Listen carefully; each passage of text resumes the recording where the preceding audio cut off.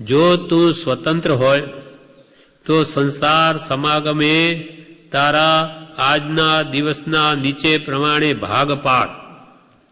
જો તું સ્વતંત્ર હોય, પરતંત્ર જીવન તારું ન હોય, તો પછી સંસાર સમાગમે એટલે આ સંસારના સંગમાં, સંસાર નિવાસમાં તારા આજના દિવસના નીચે પ્રમાણે ભાગ પાડ. કે તું કોઈને પરને આધીન ન હોય, તું સ્વતંત્રતા પ્રમાણે તારો દિવસ પસાર કરી શકે એમ હોય, તો પછી એ દિવસના આ પ્રમાણે ભાગ પાડ. નીચે આવી રીતે 6 પ્રકાર બતાવે છે. એટલે કે 8 પ્રહરનો એક દિવસની રાત્રિ થાય, 24 કલાકની. એક પ્રહર બરાબર 3 કલાક, એક પહોર. એવા 8 પહોરનો એક રાત્રિનો દિવસ થાય. એમાં કૃપાલને કીધું સ્વતંત્ર હોય તો આ પ્રમાણે ભાગ પાડજે. તેમાં પહેલું એક પ્રહર ભક્તિ કર્તવ્ય. જો તું સ્વતંત્ર હોય, કોઈ પરાધીનતા ન હોય અને તું સ્વતંત્ર રીતે વર્તી શકતો હોય, તો પ્રતિદિન 3 કલાક સુધી તો ભક્તિ કર. ભક્તિ એટલે શું? ભગવાનના ગુણગાન કરવા, ચૈત્યવંદન, પ્રતિક્રમણ, સ્તવન, આ બધી ભક્તિ છે. આ બધું ભક્તિમાં આવે. ભગવાનના ગુણગાન, સ્તવન વગેરે કરવા, સ્તવનો બોલવા કે આપણે ભક્તિ કરીએ છીએ, એ બધી એ ભક્તિમાં આવ્યું. એ પણ 3 કલાક કરવી રોજની કે છે, 24 કલાકમાં. અને પછી એક પ્રહર ધર્મ કર્તવ્ય. પ્રહર એટલે 3 કલાક. 24 કલાકમાં 3 કલાક ભક્તિ કરવી અને 3 કલાક ધર્મ કર્તવ્ય. ધર્મ એટલે સ્વરૂપનું ચિંતન. સ્વરૂપનું ચિંતન કરવું, આત્મવિચાર કરવા, એટલે આત્મ સાધનામાં રહેવું, આત્મ ધ્યાનમાં રહેવું, ચિંતનમાં. એ ધર્મ કર્તવ્ય કહેવાય. એટલે વસ્તુ સ્વભાવો ધમ્મો. એમ સ્વરૂપ ચિંતન અથવા સ્મરણ કરવું, એ પણ સ્વરૂપ ચિંતનમાં જ આવે, ધર્મ કર્તવ્યમાં જ આવે. એટલે એક પ્રહર ભક્તિ કર્તવ્ય, એક પ્રહર ધર્મ કર્તવ્ય અને એક પ્રહર આહાર પ્રયોજન. સવાર, બપોર, સાંજ બધું મળી અને એક પ્રહરમાં આહાર પ્રયોજન, એમાં નાવું ધોવું બધું આવી ગયું, ભોજન કરવું વગેરે બધું એક પ્રહર 3 કલાક. પછી બીજો એક પ્રહર નિદ્રા પ્રયોજન, વિદ્યા પ્રયોજન.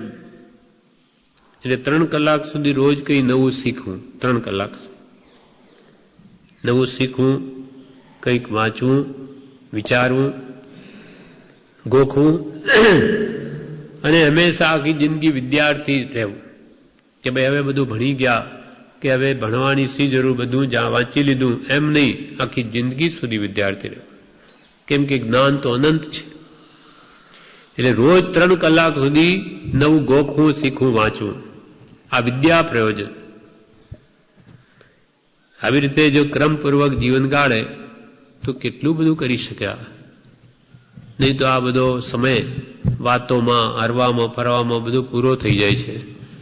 એટલે નિયમથી કરેલું કાર્ય ત્વરાથી થાય છે અને ધારેલી સિદ્ધિ આપે છે. પછી 2 પ્રહર નિદ્રા. 2 પ્રહર એટલે 6 કલાક સુધી આ શરીર માટે ઊંઘ લેવાની કૃપાલદેવે આજ્ઞા આપી છે.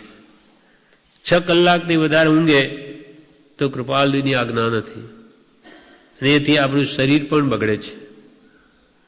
2 પ્રહર નિદ્રા અને 2 પ્રહર સંસાર પ્રયોજન. સંસારી હોય, ગ્રસ્ત અવસ્થા હોય તો એને આજીવિકા માટે પણ ધંધા વગેરે કરવા પડે, તો એ પણ કમાવો હોય તો 6 કલાકમાં કરી લેવું. આખો દિવસ ધંધો કરવા કહ્યું નથી. રાતના 12 વાગ્યા સુધી આ પૈસા માટે જ મથે એમ જ્ઞાનીઓ કહ્યું નથી. કેમ કે કાલનું ઠેકાણું નથી, કાલે આપણું જીવન હશે કે નહીં. એટલે આજે જીવિત છો તો આજે 6 કલાક તારે આજીવિકાનું મેળવી લે અને બાકીનો સમય પછી ઉત્તમ આ ભક્તિ, ધર્મ, વિદ્યા પ્રયોજનમાં ગાળ. એટલે આજીવિકા પૂરતું 6 કલાકમાં મળી આવે ને વ્યવહાર પ્રયોજન પણ કોઈ હોય તો તે પણ આ 6 કલાકમાં પતાવી લેવું. વ્યવહારનું કે આજીવિકાનું બધું એમાં કરી લેવું. એમ 2 પ્રહર આ સંસાર પ્રયોજન, એમ મળીને કુલ 8 પ્રહર થઈ ગયા પૂરા 24 કલાક. પહેલો પ્રહર ભક્તિ કર્તવ્ય, એટલે સત્પુરુષ પ્રત્યે પ્રેમ જે કરીએ, ભક્તિ કરીએ તે પ્રેમ છે. ભક્તિ એટલે પ્રેમ, એટલે સત્પુરુષના ગુણો પ્રત્યે પ્રીતિ, દયા, શાંતિ, સમતા, ક્ષમા, સત્ય, ત્યાગ, વૈરાગ્ય વગેરે અનંત ગુણો ભગવાનમાં પ્રગટ છે. અને તે મેળવવા માટે જેને ગુણ પ્રાપ્ત છે એવા સત્પુરુષોની ભક્તિ કરવી, એના ગુણો પ્રત્યે પ્રેમ કરવો, અનુરાગ કરવો. પ્રેમ રાગ કરવો નહીં કરવો તો સત્પુરુષ પ્રત્યે કરવો એ અનંત ગુણનો પિંડ છે, અનંત ગુણનો ભંડાર છે. માટે સત્પુરુષ પ્રત્યે કરેલી ભક્તિ, પ્રીતિ એ આપણા આત્મામાં અનંત ગુણ પ્રગટાવે છે. માટે 1 પ્રહર ભક્તિ કર્તવ્ય, 1 પ્રહર ધર્મ કર્તવ્ય, સ્વરૂપ ચિંતન, મંત્ર સ્મરણ, આત્મવિચારણા કે આત્માની ઉન્નતિ થાય એવા શાસ્ત્રોનું વાંચન, અને 1 પ્રહર આહાર પ્રયોજન, 1 પ્રહર વિદ્યા પ્રયોજન, નવું નવું રોજે શીખવું, વાંચવું અવશ્ય રાખવું. તો આત્મબળ વધે. સમ્યક જ્ઞાનના બળેથી શ્રદ્ધા દ્રઢ ટકે છે.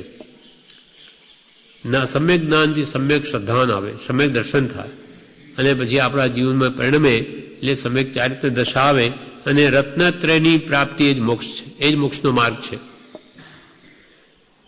અને 2 પ્રહર સંસાર પ્રયોજન, 8 પ્રહર આ કૃપાલદેવે આ ગોઠવણ કરી આપી અને કહ્યું જો તું સ્વતંત્ર હોય સંસારમાં તો આવી રીતે કરજે.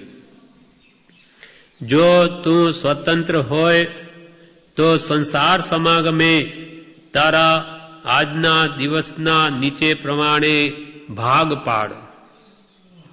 નીચે પ્રમાણે ભાગની આ પુષ્પમાલામાં વાક્ય 7મું એમાં બધું કહી દીધું. વિવેચનમાં કે છે 3 કલાક સુધી તો ભક્તિ કરવી જ. બ્રહ્મચારી વિવેચનમાં કહે 3 કલાક સુધી તો ભક્તિ કરવી જ. સવારનો ક્રમ, સાંજની ભક્તિનો ક્રમ, અપૂર અવસર, 8 દ્રષ્ટિ વગેરે જે કહ્યું એ બધું કરે તો થઈ જાય. 3 કલાક સુધી તો ભક્તિ કરવી જ. 3 કલાક આત્માના ધ્યાનમાં રહેવું. આત્માના ધ્યાનમાં એટલે આપણને આત્મજ્ઞાન થયું નથી એટલે કોનું ધ્યાન કરીએ? એટલે આપણા માટે ઔષધ વિચાર ધ્યાન, આત્માના વિચારમાં રહેવું કે હું દેહથી ભિન્ન આત્મા છું, હું સહજાત્મ સ્વરૂપ છું. 36 માળા ગણે એમાં કલાક 1.5 કલાક નીકળી જાય. વળી એવા ગ્રંથો વાંચે, આત્મસિદ્ધિ છે એના અર્થ વિચારે, 56નો પત્ર છે, દ્રવ્યાન યોગના ગ્રંથો પણ બીજા છે કે જેમાં દ્રવ્ય આત્મા સંબંધીની દ્રઢતા વિશેષતા એવા ગ્રંથો વાંચે. એટલે 3 કલાક આત્માના ધ્યાનમાં રહેવું.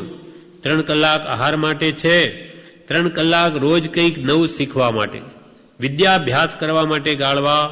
6 કલાક ઊંઘવા માટે કહ્યા છે. એથી વધારે ઊંઘે તો કૃપાલદેવની આજ્ઞા નથી અને શરીર પણ બગડે. કમાવવું હોય તો 6 કલાકમાં કામ કરી લેવું, આખો દિવસ ધંધો કરવાનું નથી કહ્યું.